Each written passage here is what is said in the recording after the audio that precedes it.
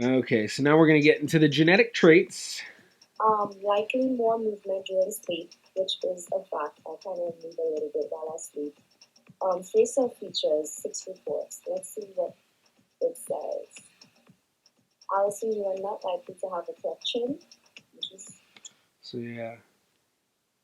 So yeah, it's kind of it's interesting seeing the reports from 4 years ago, and just how I mean they still look nice, but how they look a lot more simplified than what they give you now, the information.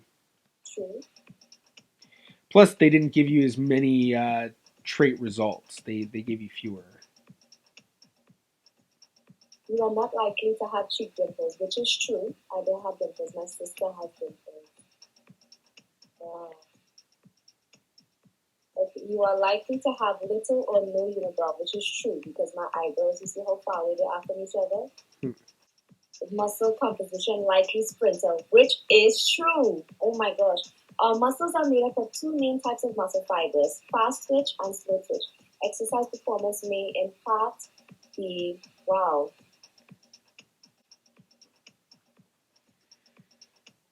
Okay, so getting into the rare disorder Why search, not detected? and this is another place with these tests where if they're telling you that you have variants detected, you need to then take that further and consult with a doctor, consult with a geneticist.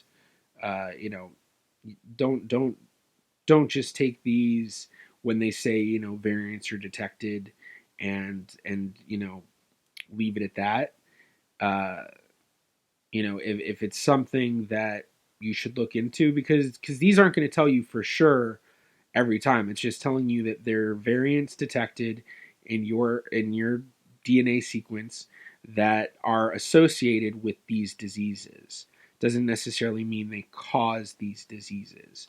So if there are variants detected, it's a good idea to then go to your physician and get tested further, and make sure you know see if there's depending on the situation or whatever it is, it might be something that, knowing that you have a vulnerability to having this, you can maybe you know get at it beforehand. Not detected, not detected, not detected, not detected. Of course, none of these are detected. Not detected, not detected, not detected, not detected, not detected. Okay, not detected. Okay. Okay, so I'm gonna look up my maternal lineage. So this is the mitochondrial haplogroup. Maternal haplogroup. Maternal haplogroups are families of mitochondrial DNA types that all trace back to a single mutation at a specific place and time. By looking at the geographic distribution of mtDNA types, we learn how our ancient female ancestors migrated throughout the world. Okay, so my maternal haplogroup L1C1C. goes back to Central Africa. Okay. Now, you can actually, if you really are trying to research into your maternal ancestry, and especially, up your mother's line, then going to Family Tree DNA and getting their mitochondrial DNA test is going to give you much better results than you'll get with any of the other tests.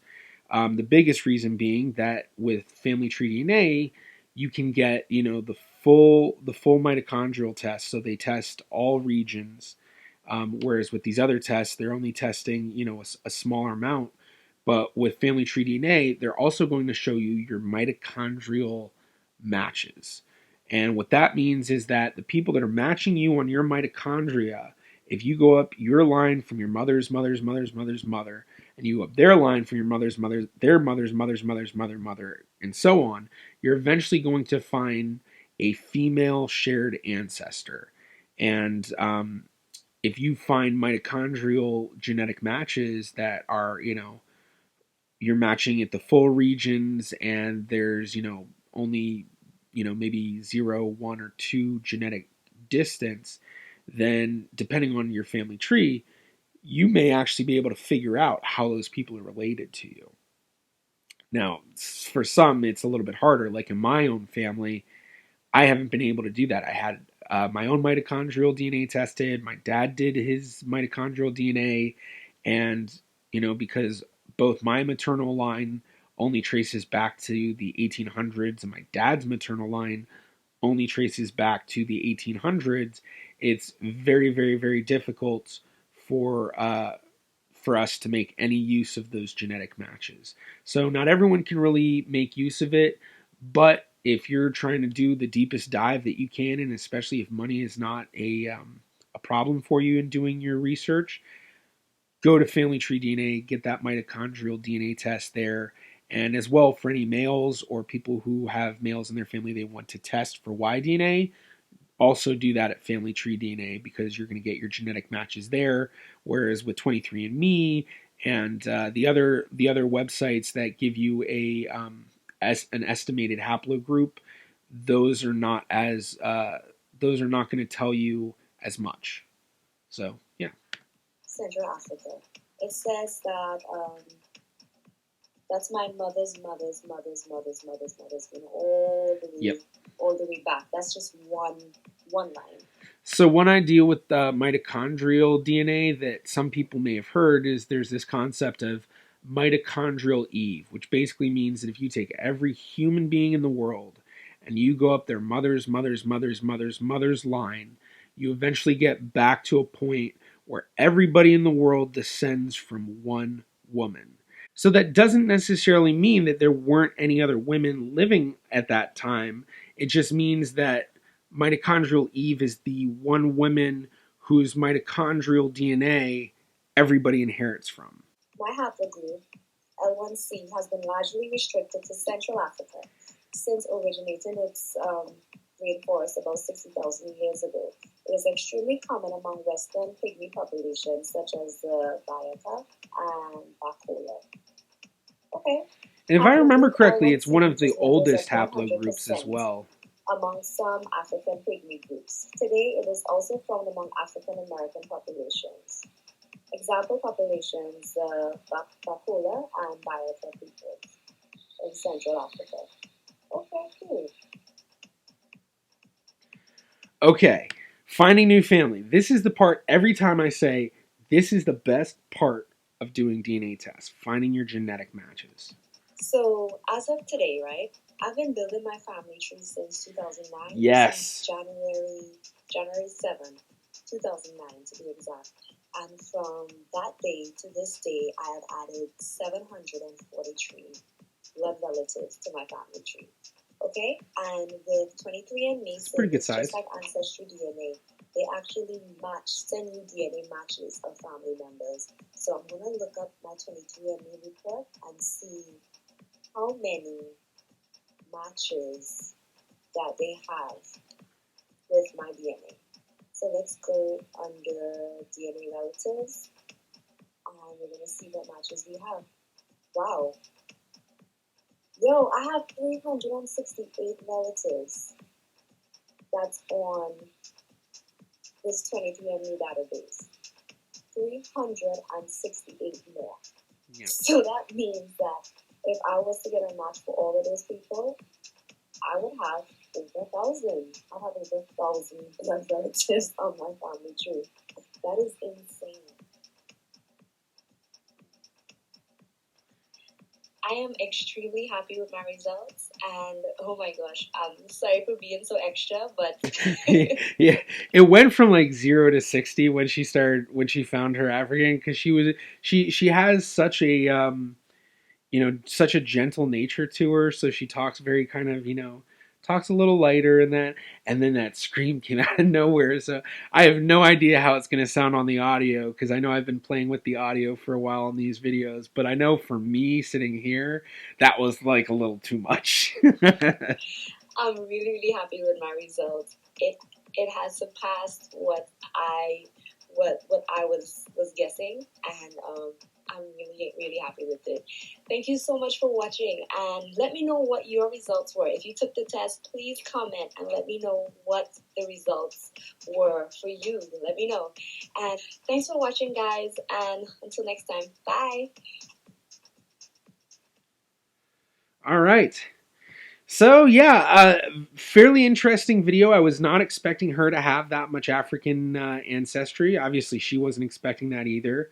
Um, she definitely, I guess I was thinking that she may be a little bit mixed more than what she was.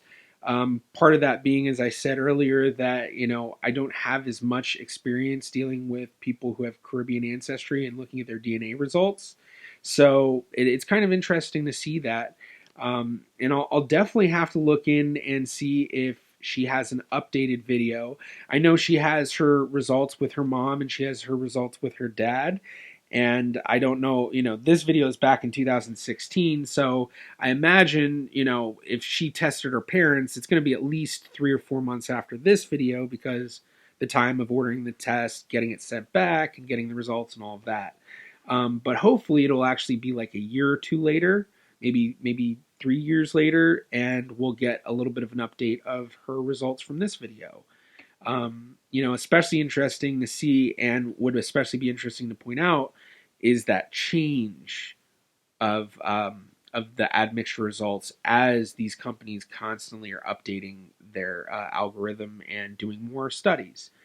Um, I kind of wish she had jumped into the genetic matches a little bit more. One thing I will say, and someone had commented on another video about this, when you're dealing with doing stuff on these DNA websites and then publicly, sharing it like in a video, it's very difficult to do that. Make sure that you block out all of the names and any private information, properly, and still be able to do that in a good amount of time. It takes a lot of work to do that. So I know in my own case, like, I've stuck away from doing certain tutorial videos that I've really wanted to do just because of how much it would take just to be able to do that. And with my time constraints and budget at the moment, it's too much. But I'm definitely looking forward to checking out her mom and dad's results and seeing how that went, and especially seeing, if her mom or her dad, assumably be her dad, has a higher amount of Asian ancestry.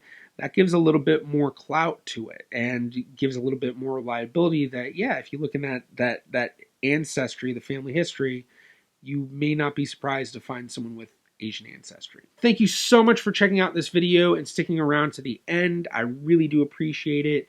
If you enjoyed, please be sure to give me a thumbs up. It really helps me out and boosts my videos in the YouTube algorithm. And if you click right about here, you can subscribe. It's completely free to do so. Or you can follow me on Facebook, Twitter, or Instagram at GeneaVlogger. I'm the GeneaVlogger. I will see you in my next video.